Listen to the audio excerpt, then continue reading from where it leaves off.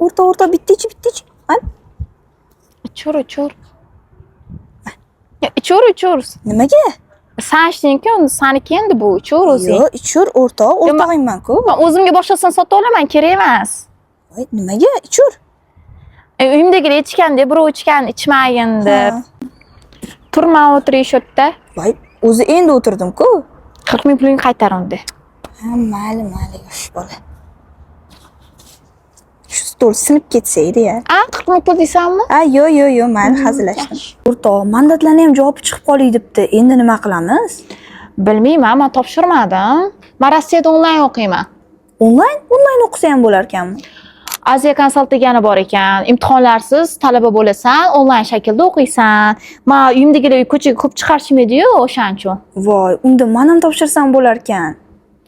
Puling yetsa o'qiysan-da, oldin 40 ming berib olgan.